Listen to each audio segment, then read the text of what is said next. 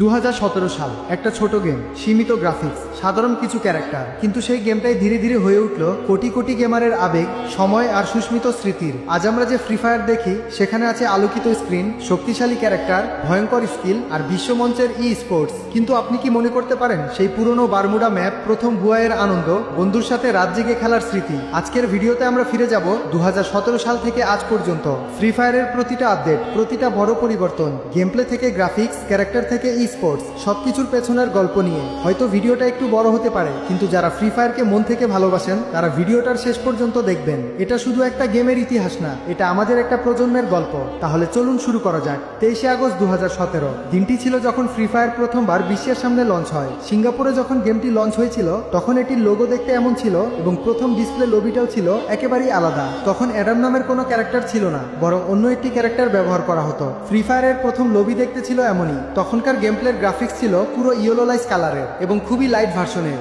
সেই সময় গেমটিতে মাত্র একটি মোড ছিল, ব্যাটল রয়্যাল মোড, আর সেটার প্রথম ম্যাপটাও ছিল এইরকম। প্লেন ছিল অনেক ছোট এবং ধূসর রঙের, জাম্পিং স্টাইল ও ল্যান্ডিং সিস্টেমও ছিল খুবই সাধারণ। এটাই ছিল 2017 সালের ফ্রি ফায়ার। এরপর আসে 2018 সাল, যখন ধীরে ধীরে অনেক মানুষ গেমটি ডাউনলোড করা শুরু করে এবং খেলতে থাকে। মানুষের কাছে গেমটি পরিচিত হতে থাকে এবং ধীরে ধীরে ভালো ভালো লবি দেখা যেতে শুরু করে। প্লেনের ডিজাইনেও অনেক উন্নতি হয়। 2018 সালে ল্যান্ডিং স্টাইল এমন ছিল এবং প্যারাসুট ওপেনিংও দেখা যেত। একই সঙ্গে গেম প্লে ও গ্রাফিক্স অনেক উন্নতি হয় এবং মানুষের মধ্যে ধারণা তৈরি হয় যে ফ্রি ফায়ার এখন একটি ভালো গেম হয়ে উঠেছে। 2018 সালে ম্যাপেও অনেক পরিবর্তন আসে। 2017 সালের তুলনায় অনেক নতুন নতুন জায়গা যোগ করা হয়, গাছপালা সহ নানা উপাদান উন্নত করা হয়। মার্চ 2018 পর্যন্ত ছোটখাটো পরিবর্তন চলতে থাকে। এরপর গেমটি হঠাৎ বড় এক লাফ দেয় এবং ডেভেলপাররা ভাবতে শুরু করে যে আরো বড় কিছু করতে হবে। তখন থেকে গেমে বড় বড় এবং গুরুত্বপূর্ণ পরিবর্তন আসতে শুরু করে। 14 মার্চ গেমে একটি নতুন জায়গা যোগ হয় যার নাম ছিল সেন্টোসা। এটি ম্যাপের একদম শেষ দিকে ছিল এবং এখানে সব থেকে বেশি লুট পাওয়া যেত।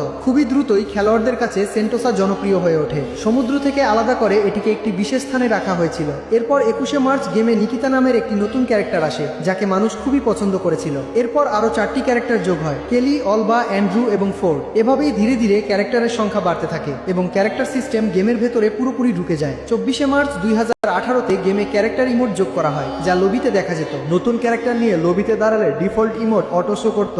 এই ফিচারটি গেমে আসা শুরু করে 24 মার্চ 2018 থেকে। এরপর মার্চ মাসে গেমের র্যাঙ্ক সিস্টেম যোগ করা হয় যা গেমের গ্রোথে বড় ভূমিকা রাখে। হিরোইক র্যাঙ্কে পৌঁছানোর জন্য মানুষ আরো বেশি খেলতে শুরু করে। এরপর আসে এপ্রিল মাস। 2 এপ্রিল গেমে ইউএভি সিস্টেম লঞ্চ হয় যার মাধ্যমে যে কোনো প্লেয়ারের লোকেশন ডিটেক্ট করা যেত।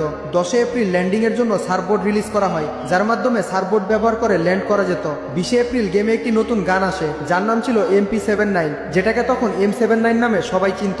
এপ্রিল মাসে গেমে মাশরুম সিস্টেম যোগ হয় যেখানে একসাথে লেভেল 1, লেভেল 2 এবং লেভেল 3 মাশরুম দেখা যেত। এগুলোর মাধ্যমে ইপি গেইন করা যেত যার ফলে মানুষের আগ্রহ আরো বেড়ে যায়। এরপর আসে মে মাস। 2 মে 2018-তে গেমে MP34 নামের একটি নতুন গান প্রথমবারের মতো রিলিজ হয়। 7 মে পার্কগ্রিড 3 ম্যাপস লঞ্চ করা হয় যেখানে অনেক নতুন নতুন জায়গা দেখা যায়। এই ম্যাপটি পুরনো প্লেয়ারদের জন্য এখনো একটি নস্টালজিক স্মৃতি, কারণ তখন অনেক সুন্দর লোকেশন যোগ করা হয়েছিল যেগুলো বর্তমান সময়ে আর নেই। এরপর 18 মে গেমে টুকটুক গাড়ি যোগ করা হয় যা দেখতে ছিল ঠিক এইরকম। টুকটুক গাড়ি গেমে রিলিজ হয়েছিল 18 মে 2018 তারিখে। এরপর এই গেমে এলিট পাসের যাত্রা শুরু হয় এবং 24 মে 2018-তে প্রথমবারের মতো ফার্স্ট এলিট পাস দেখা যায়। এলিট পাস সাবস্ক্রিপশন নেওয়ার ফলে খেলোয়াড়রা অনেক বেশি বেনিফিট পেতে শুরু করে। বিভিন্ন বান্ডেলের পাশাপাশি অনেক আইটেম খুব কম ডায়মন্ডে পাওয়া যেত। এর মাধ্যমে গেমে এলিট পাস সিস্টেম চালু হয় এবং এক ধরনের রেভলিউশন শুরু হয়ে যায়। এরপর আসে জুন মাস। 6 জুন 2018-তে গেমে একটি নতুন গান যোগ হয় যার নাম ছিল ফেমাস। এই গানটি খেলোয়াড়দের কাছে বেশ জনপ্রিয় হয়ে ওঠে। এরপর এই গেমে ইভেন্ট সিস্টেম সূচনা হয়। 15 জুন 2018-তে প্রথম ইভেন্ট শুরু হয় যেখানে ফুটবল ড্রেস টিমের জার্সি দেখা যায়। একসাথে অনেক জার্সি যোগ হয় এবং এগুলো খেলোয়াড়দের ভীষণ পছন্দ হয়। এই জার্সিগুলো রিটার্ন পরবর্তীতেও বারবার আসতে থাকে। এই সময় থেকে গেমটি দ্রুত প্রোগ্রেস করতে শুরু করে। ফ্রি ফায়ারের ডেভেলপাররা আরো উন্নত লবি ডিজাইন আনতে থাকে। ফুটবল থিমের লবিটি ছিল সেই সময়ের অন্যতম সেরা লবি। এরপর 19 জুন গেমে কালা নামের একটি নতুন ক্যারেক্টার যোগ হয় যা খুব দ্রুত জনপ্রিয় হয়ে ওঠে। এই ক্যারেক্টার মাত্র 2 ঘুষিতেই শত্রুকে নক আউট করতে পারত। এরপর 21 জুন গেমে অটো আপগ্রেড লেভেল সিস্টেম আসে, শত্রুকে ডিটেক্ট করতে সাহায্য করত।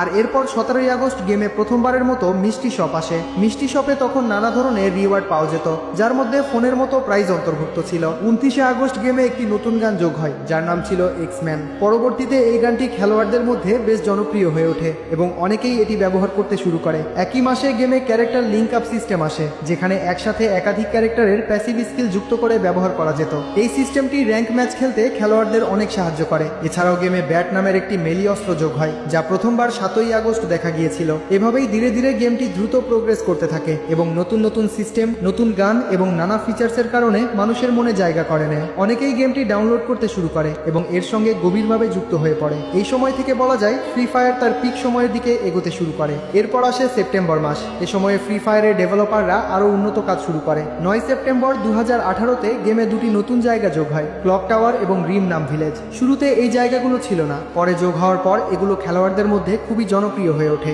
10ই সেপ্টেম্বর 2018 সালে গেমে প্রথমবার একটি নতুন মোড আসে, যার নাম ছিল ডেথ রাইজিং মোড। এই মোডে গাড়ি ব্যবহার করে মিসাইল ছুড়ে শত্রু মারার সুযোগ থাকায় এটি দ্রুত জনপ্রিয় হয়। 11ই সেপ্টেম্বর 2018-তে পুরো পার্গেট ম্যাপ পরিবর্তন করে নতুন পার্গেটি ম্যাপ আনা হয়, যা আজ পর্যন্ত গেমে চালু রয়েছে। 18ই সেপ্টেম্বর 2018-তে মোটর ভেহিকেল এন্ট্রি হয় এবং মোটর বাইক গেমে যোগ করা হয়, যেটি খেলোয়াড়দের খুবই পছন্দ হয়। এরপর 24শে সেপ্টেম্বর 2018-তে সার্ফ বোর্ড যোগ করা হয়, যার মাধ্যমে পানির উপরে সার্ফ করা সম্ভব। এরপরে আসে অক্টোবর মাস। 22শে জানুয়ারি প্রথমবারের মতো গেমে পেট সিস্টেম চালু হয় এবং কিটি নামের প্রথম পেট যুক্ত করা হয়। এর মাধ্যমে গেমে পেটের যাত্রা শুরু হয়। 23শে জানুয়ারি 2019-এ গ্রেভিয়ার্ড নামের একটি নতুন জায়গা গেমে যুক্ত হয়, যা খেলোয়াড়দের বেশ পছন্দ হয়। একই সঙ্গে A94 নামের একটি নতুন গান আসে, যেখানে একাধিক অ্যাটাচমেন্টের ব্যবহার করা যেত। সেদিনই ট্রিটমেন্ট গানও যুক্ত হয়, যার মাধ্যমে নিজের ট্রিটমেন্টকে হিল করা যেত এবং এইচপি বাড়ানো সম্ভব হতো। আর এরপর গেমে একের পর এক ইভেন্ট, নতুন গান, স্কিন এবং গ্রেনেড স্কিন আসতে থাকে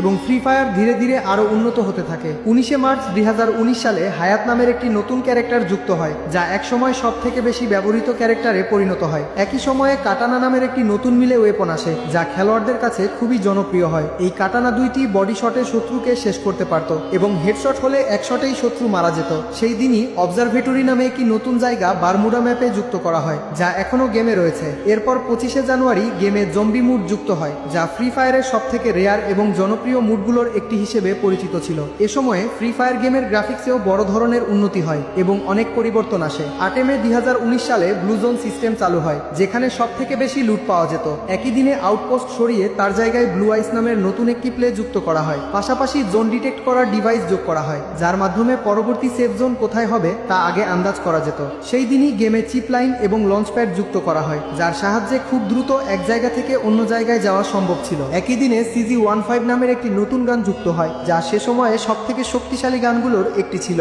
এবং 100টেই শত্রুকে মারতে পারত। এরপর 25শে জুন গেমে টক্সিক জোন যুক্ত করা হয়, যা পরবর্তীতে গেম থেকে সরিয়ে ফেলা হয়। এই জোনে ঢুকলে আর্মারে ড্যামেজ হতো। একই সময়ে গেমে গ্যাটলিং গান নামের একটি নতুন মেশিন গান যুক্ত হয়, যেটা ধরলে দেখতে ভিন্ন রকম লাগতো এবং একসাথে প্রচুর গুলি ছুটতে পারত। 25শে জুন গেমে রিপেয়ার কিট দেখা যায়, যার সাহায্যে আমরা আমাদের আর্মার রিপেয়ার এবং আপডেট করতে পারতাম। এরপর গেমে একটি নতুন র্যাঙ্ক আসে, যা গ্র্যান্ড মাস্টার নামে পরিচিত এবং এরপর গ্র্যান্ড মাস্টারের প্রতি ক্রেজ অনেক বেড়ে যায় এবং মানুষ গ্র্যান্ড মাস্টারের জন্য র্যাঙ্ক পুশ করতে শুরু করে। এতগুলো নতুন ফিচার 25 জুনে যুক্ত হয়। এরপর মানুষ গেমে আগ্রহী হতে শুরু করে এবং মিলিয়ন মানুষ গেমের সাথে যুক্ত হতে থাকে। যখন গেমে 4v4 অর্থাৎ ক্লাস স্কোয়াড মোড যুক্ত হয়, এটি আমাদের গেমে 13ই আগস্ট 2019-এ যুক্ত হয় এবং তখন অনেক মানুষ এটি খেলতে আগ্রহী হয়। মানুষ বারমুডা র্যাঙ্কে ছেড়ে ক্লাসিক স্কোয়াড মোড খেলতে শুরু করে এবং এটি সবথেকে জনপ্রিয় মোডের মধ্যে একটি হয়ে যায়। এখানে অনেক খেলোয়াড় একসাথে যুক্ত হয়, যেখানে 4 জন সামনে থাকে আর 4 জন পেছনে থেকে আসে এবং গানের সাহায্যে মারধর করে। অনেকে এটি খেলতে উপভোগ করতে থাকে এবং আগ্রহী হয়। এর ফলে ধীরে ধীরে প্রোগ্রেস করতে থাকে। 6 সেপ্টেম্বর 2019-এ গেমে লেভেল 4-এর হেলমেট আসে। এরপর একটি ছোট মিনি লঞ্চার যুক্ত হয়, যার সাহায্যে আমরা ছোট গ্রেনেড বের করতে পারি। এটি ড্যামেজ দেয়। এরপরে প্লাজমা গান আসে, যা মেশিন গান হিসেবে ব্যবহার করা যেত এবং চার্জ শেষ করলে শত্রুকে মারত। তবে আজকের দিনে এই গানটির কোনো ব্যবহারযোগ্যতা নেই। এরপর নতুন একটি ক্যারেক্টার আসে, যার নাম হচ্ছে জোসেফ। এটি ড্যামেজ দেওয়ার সময় আরও দ্রুত দৌড়াতে পারত। একই দিনে গ্লাইডারও যুক্ত হয়, যার সাহায্যে খেলোয়াড় যে কোনো উঁচু জায়গায় উঠতে পারত এবং গেম আরও মজার হয়ে ওঠে। এরপর একটি গ্রেনেড লঞ্চার আসে, যা দূর থেকে গ্রেনেড লঞ্চ করতে পারত এবং শত্রুকে ড্যামেজ দিত। 25শে অক্টোবর 2019-এ নতুন একটি গান লঞ্চ হয়, যার নাম হচ্ছে M1887। এটি একটি শক্তিশালী গান জান হিসেবে প্রমাণিত হয় এবং খেলোয়াড়রা এটিকে সবথেকে বেশি পছন্দ করতে শুরু করে, কারণ এটির মাত্র 2 গুলিতে শত্রুকে মারা যেত।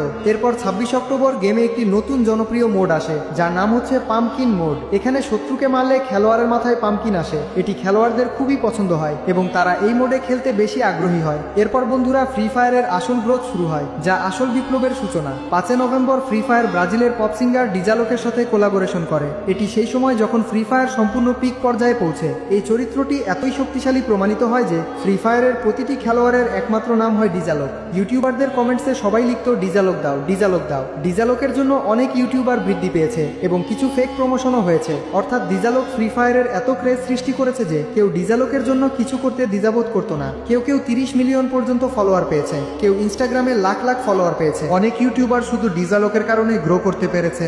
ডিজালোক এতই শক্তিশালী চরিত্র প্রমাণিত হয় এবং প্রতিটি ফ্রি ফায়ারের খেলোয়াড়ের নামে এটি যুক্ত থাকে। এটি গেমে 5 নভেম্বর 2019 সালে আসে। এই গ্রোথকে লক্ষ্য করে ফ্রি ফায়ার ই স্পোর্টসের সূচনা করে এবং ই স্পোর্টসের প্রথম ওয়ার্ল্ড কাপ 9 নভেম্বর 2019-এ অনুষ্ঠিত হয়। এরপর ফ্রি ফায়ার ই স্পোর্টসে আরও এগিয়ে যায়। তারপর আসে 2020 সাল। 2020 সাল থেকে আরও ইন্টারেস্টিং ঘটনা ঘটতে শুরু করে। যেহেতু আজকের ভিডিওটি অনেক বড় হয়ে গিয়েছে, তাই ফ্রি ফায়ারের পরবর্তী গল্প আমরা নেক্সট পার্টে জানবো। কারা কারা পর্ব 2 দেখতে চান কমেন্টে জানান, এবং আপনি যদি ফ্রি ফায়ার পছন্দ করেন তাহলে কমেন্ট বক্সে অবশ্যই একটি লাভ রিয়েক্ট দিবেন। আপনাদের যদি ভালো রেসপন্স পাই তাহলে ফ্রি ফায়ারের পর্ব 2 আনবো এবং সেখানে ফ্রি ফায়ারের বর্তমান পর্যন্ত সকল কাহিনী বলবো। তো আজকের ভিডিওটি বেশি বেশি শেয়ার করে সবাইকে জানিয়ে দেন। ভালো থাকবেন, টেক কেয়ার।